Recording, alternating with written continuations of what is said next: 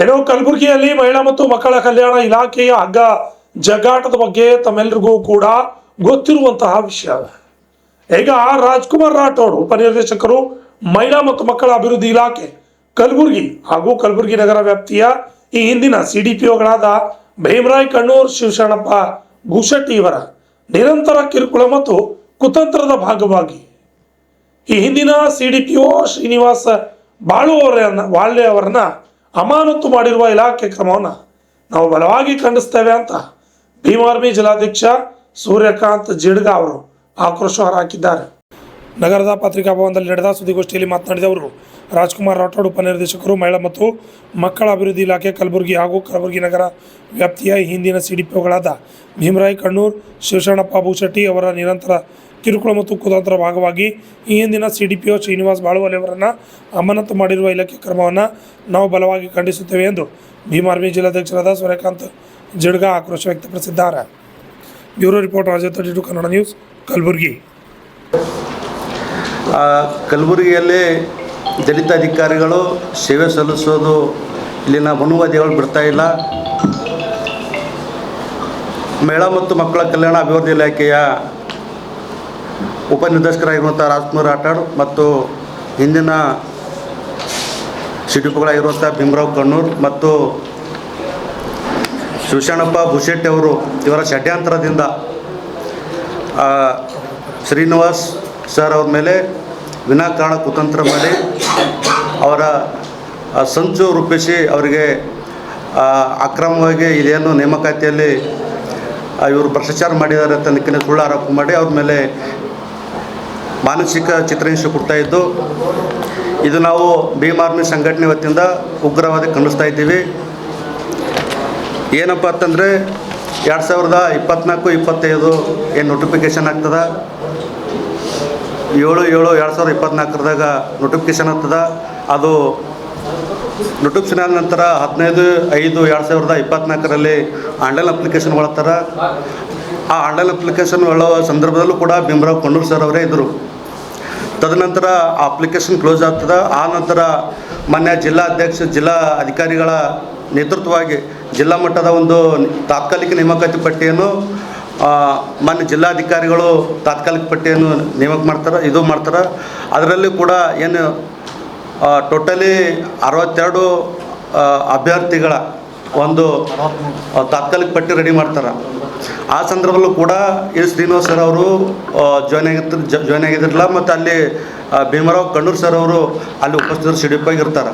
ಹಾಗಾಗಿ ಮುಂದೆ 15/7/2025 ಶ್ರೀನಿವಾಸ್ ಸರ್ ಅವರು ಈ ಒಂದು ನಗರ ಮತ್ತು ಯೋಜನಾಧಿಕಾರಿಗಳಾಗಿ ಸಿಡಿಪಿಯಾಗಿ ನೇಮಕ ಆಗ್ತಾರೆ. ಆ ಥರ ಅಲ್ಲಿ ಅವರು ಬರೋ ಒಳಗಾಗಿ ಎಲ್ಲ ಕೂಡ ಈ ಪ್ರೊಸೀಜರ್ ಎಲ್ಲ ಮುಗಿದೋಗಿರ್ತದೆ. ಅದಕ್ಕೆ ಈ ಪ್ರೊಸೀಜರ್ಗೆ ಅದಕ್ಕೆ ಯಾವುದೇ ಥರ ಸಂಬಂಧ ಇರಲ್ಲ. ಈಗ ಅದು ಅಂತಿಮವಾಗಿ 19/7/2025 ಜಿಲ್ಲಾ ಮಟ್ಟದ ಮತ್ತೊಮ್ಮೆ ಸಮಿತಿ ರಚನೆ ಮಾಡಿ ಅಂತಿಮ ಆಯ್ಕೆ ಪಟ್ಟಿಯನ್ನು 67 ಅಭ್ಯರ್ಥಿಗಳನ್ನು ಲಿಸ್ಟ್ ಮಾಡ್ತಾರೆ. ಆದರೆ ಹೇಳೋ ತಾತ್ಪರ್ಯ ಇಷ್ಟೇ ಇಲ್ಲಿ, ಇವರು 15/7/2025 ಜಾಯ್ನ್ ಆಗ್ತಾರೆ ಈ ಡಿಪಾರ್ಟ್ಮೆಂಟ್ದಾಗ. 19 ಅವ್ರಿಗೆ ಅಂತಿಮ ಪಟ್ಟಿ ಮಾಡ್ತಾರೆ. ಆದರೆ ಇವ್ರು 4 ದಿನ ಈ ಅಧಿಕಾರ ಅವಧಿ ಸ್ವೀಕರಿಸ್ತಾರೆ. ಆದರೆ ಇಲ್ಲಿನ ಡಿಪಾರ್ಟ್ಮೆಂಟ್ದವರು ಮತ್ತಂದ್ರೆ ಬೇರೆ ಸಂಘಟನೆದವರು, ಬಾಡಿಗೆ ಸಂಘಟನೆದವ್ರು ಹೇಳ್ಬೋದು. ಯಾಕಂದ್ರೆ ಯಾವುದು ಸತ್ಯತೆ ತಿಳ್ಕೊಂಡು ಅದ್ರ ಬಗ್ಗೆ ಧ್ವನಿ ಎತ್ತಬೇಕು. ಯಾಕಂದರೆ ಯಾರೊಬ್ಬರು ಬಾಡಿಗೆ ದುಡ್ಡು ಕೊಡ್ತಾರೆ, ಅವ್ರ ಪರವಾಗಿ ಧ್ವನಿ ಎತ್ತುತ್ತಾರೆ ಅಂದ್ರೆ ಅದು ಎಷ್ಟು ಸರಿ ಅನ್ನೋದು ಅವರಿಗೆ ಪ್ರಶ್ನೆ ಮಾಡಬೇಕಾಗ್ತದೆ. ಯಾಕಂದ್ರೆ 4 ದಿನದಲ್ಲಿ 4 ಅಭ್ಯರ್ಥಿಗಳ ಏನು ಅಂಕಪಟ್ಟಿ ತಿದ್ದುಪಡಿ ಮಾಡಿದಾರ ತನಕ ಏನು ಜೈ ಕರ್ನಾಟಕ ಯಾವುದೋ ಸಂಘಟನೆದವರು ಅಲಿಗೇಷನ್ ಮಾಡ್ತಾರೆ. ಆದರೆ ಅದು ಎಷ್ಟು ಸರಿ? 4 ದಿನದಾಗ 4 ವಿದ್ಯಾರ್ಥಿಗಳ ಅಂಕಪಟ್ಟಿ ತುರ್ಚುಕಾಗ್ತದೇನು?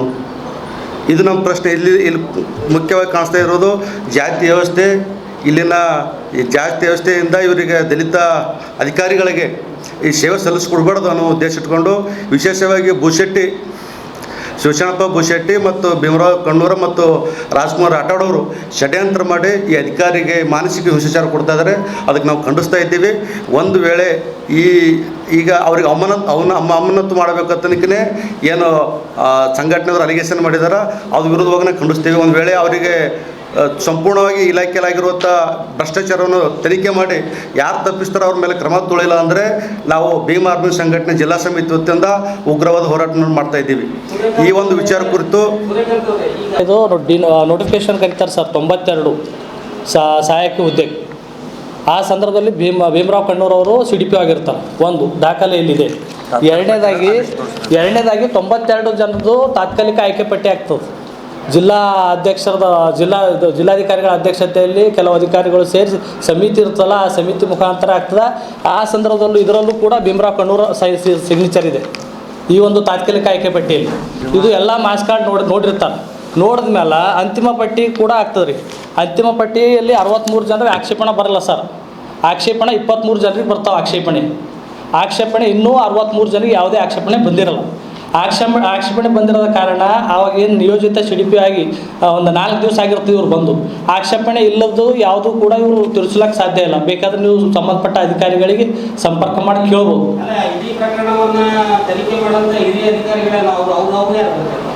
ಇಡೀ ಪ್ರಕರಣನ ಇಲ್ಲಿ ಯಾರು ಕೂಡ ಇವರು ಸತ್ಯಾಸತ್ಯತೆ ಬಗ್ಗೆ ತಿಳ್ಕೊಳ್ಳಿಲ್ಲ ಸರ್. ನಾವು ನೇರವಾಗಿ ಅವ್ರ ಮೇಲೆ ಆರೋಪ ಮಾಡ್ತೀವಿ.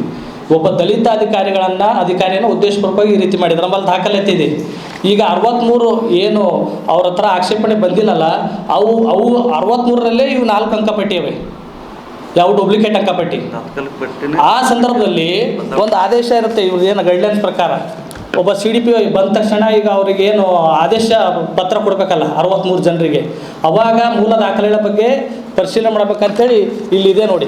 ಒಂದು ಇವರು ಇದರಲ್ಲಿ ಆದೇಶ ಪತ್ರದಲ್ಲಿ ಏನಿದೆ ಅಂದರೆ, ಅಂಗನವಾಡಿ ಕಾರ್ಯಕರ್ತೆ ಸಹಾಯಕಿಯ ಹುದ್ದೆಯ ಸಂಪೂರ್ಣವಾಗಿ ಗೌರವ ಸೇವೆಯಾಗಿದ್ದು ಖಾಯಂ ಹುದ್ದೆ ಅಲ್ಲವೆಂದು ನೇಮಕಾತಿ ಆದೇಶದಲ್ಲಿ ತಿಳಿಸಬೇಕು. ಆಯ್ಕೆಯಾದ ಅಭ್ಯರ್ಥಿಗಳು ವರದಿ ಮಾಡಿಕೊಳ್ಳುವ ಸಮಯದಲ್ಲಿ ಮೂಲ ದಾಖಲಾತಿಗಳು, ವೈದ್ಯಕೀಯ ಪ್ರಮಾಣ ಪತ್ರ, ಫಿಟ್ನೆಸ್ ಸರ್ಟಿಫಿಕೇಟ್ಗಳನ್ನು ಹಾಜರುಪಡಿಸಿ ಸಂಬಂಧಪಟ್ಟ ಶಿಶು ಅಭಿವೃದ್ಧಿ ಯೋಜನಾಧಿಕಾರಿಗಳು ಪರಿಶೀಲಿಸಿ ವರದಿ ಮಾಡಿಕೊಳ್ಳತಕ್ಕದ್ದು ಅನ್ನೋಂಥದ್ದು ಒಂದು ಗೈಡ್ಲೈನ್ ಇದೆ. ಅದಕ್ಕಾಗಿ ಇವ್ರು ಏನು ಮಾಡ್ತಾರೆ, ಸಂಬಂಧಪಟ್ಟ ಪ್ರೌಢ ಒಂದು ಇದಕ್ಕೆ ಬೋರ್ಡಿಗೆ ಏನು ಮಾಡ್ತಾರೆ, ಈ ನೈಜತೆ ಬಗ್ಗೆ ವರದಿ ನೀಡಿರೋ ಲೆಟರ್ ಕೊಡ್ತಾರೆ ಸರ್, ಯಾವುದು ಅಂಕಪಟ್ಟಿಗಳ ಬಗ್ಗೆ.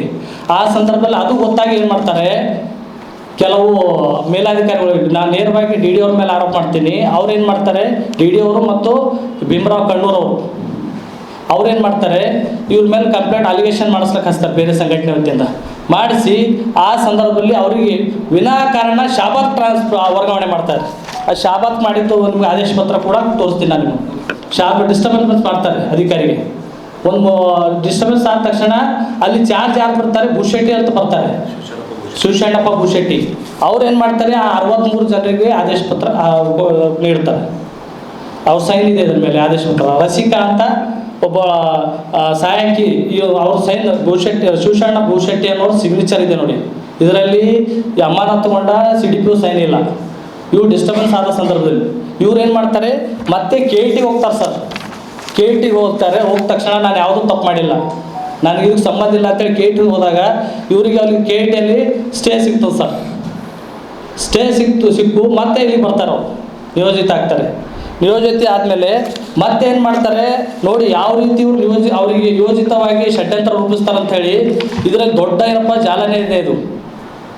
ಹಿಂದೆ ಏನಪ್ಪ ಅಂದ್ರೆ ಈ ಎಲ್ಲ ಅಧಿಕಾರಿಗಳ ಮೇಲೆ ಭೀಮರಾವ್ ಕಣ್ಣೂರ್ ಆಗಿರ್ಬೋದು, ಆಮೇಲೆ ಭೂಶೆಟ್ಟಿ ಇವ್ರ ಮೇಲೆ ಏನಪ್ಪ ಅಂದ್ರೆ ಪ್ರಕರಣಗಳವ.